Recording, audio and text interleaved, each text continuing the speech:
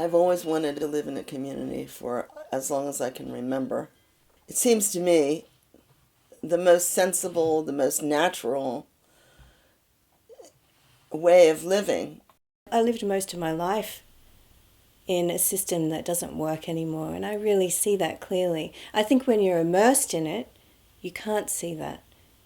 But if you take a little bit of time to explore something new, a more service-orientated way of thinking, service to the planet, service to each other, with this kind of foundation, you see nature as an entity, as something that you're made out of too. So the whole idea right from the beginning was to set this place up as an example that other people could follow, a model farm. And then it mushroomed into a community of people who had the same idea in mind, and then it just grew organically from that. Bhrugu Aranya is an international eco-village and farming community located in the mountains of southern Poland. Since 1995, Bhrugu Aranya has grown from a small organic farm into a holistic educational center. Here, in this unique atmosphere, people come to experience healing, meditation, organic gardening, and unity with nature on a profound level. In the old days, the mothers, the fathers, the grandparents lived there, the aunts and uncles. And so there was this family unit where some of us have come from dysfunctional families, and we are creating a functional family. That's what community is to me. A lot of the concept of the eco-village harkens back to the old village life, where it was just a normal thing. If you had to raise a barn, you'd go and get the timbers chopped and chiseled and ready to go, and then you'd ask your neighbors, and everybody would come up, and you'd raise the barn, and it would be up in a couple days. And everybody helped each other. Everybody cooperated. At the end of the season, when you harvested your plants, you'd take the seeds and you'd trade the seeds.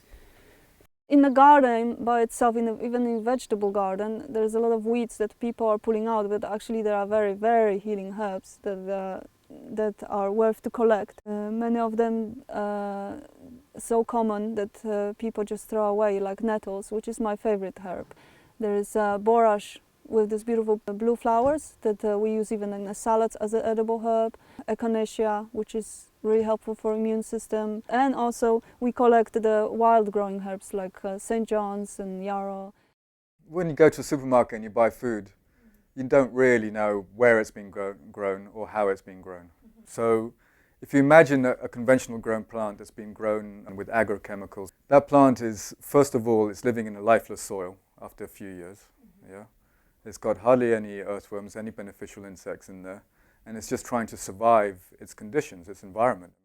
According to the ancient Vedas, plants require 75% of the atmosphere to survive.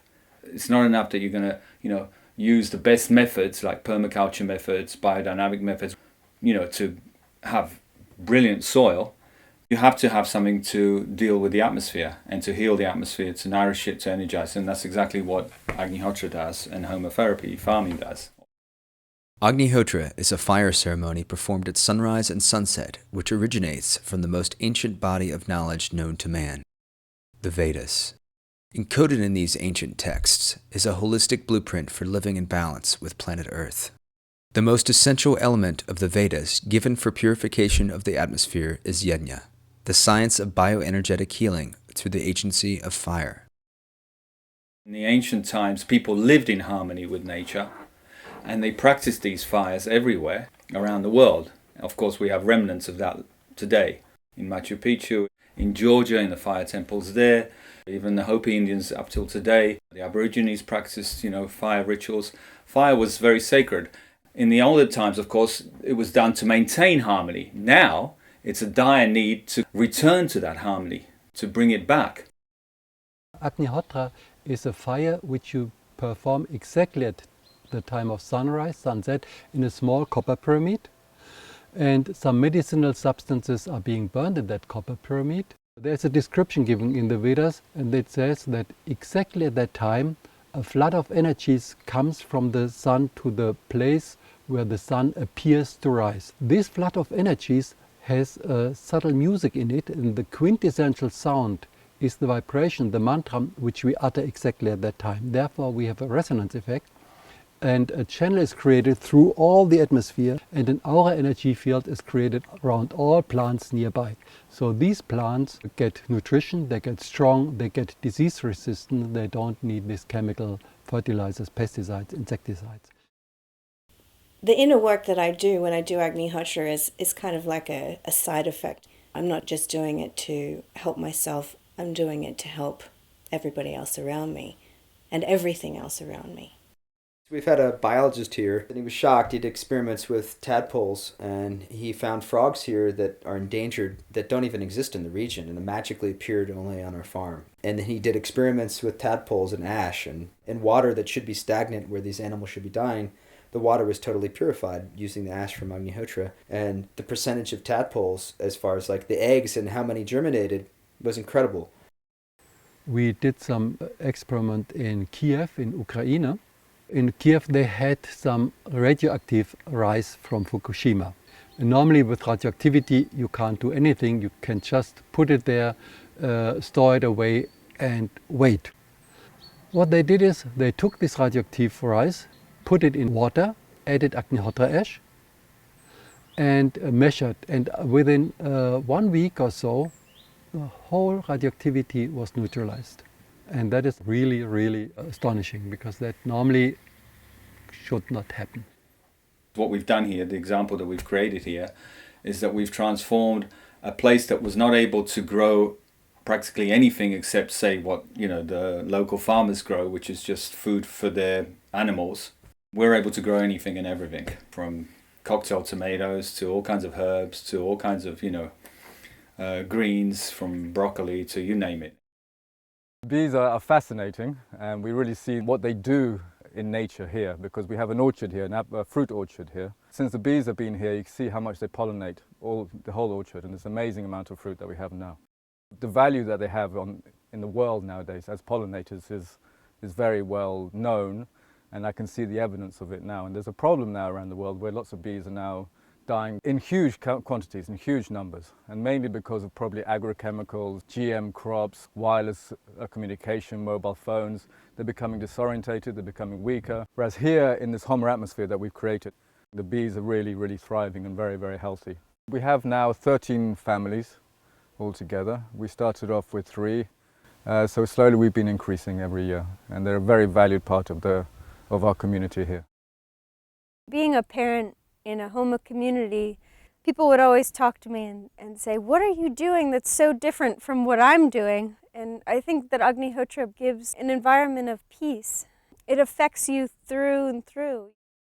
So many people have come here for the first time, and they come into this atmosphere and they're like, this is like a different country. It's like an oasis, it's like an island. You step off the road and then you immerse yourself into a completely different atmosphere. And that's created through the powers of Agnihotra and homotherapy. If you wish to, you can use the energy of that's created in the atmosphere by doing these fires. You can use that energy to work on yourself and to help yourself become a better person, become a better member of the whole planet.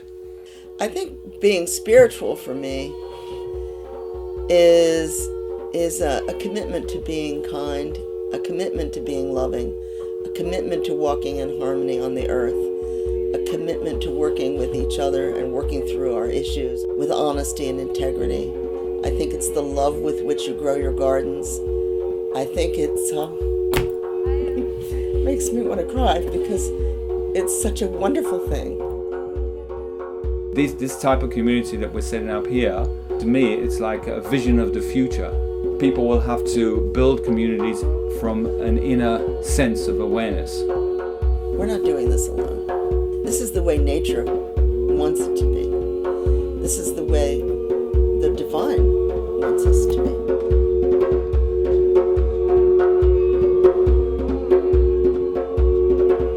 If you look, you can see the visible, the invisible, the audible, the silent, all moving as one force, one energy, one wave of light and sound.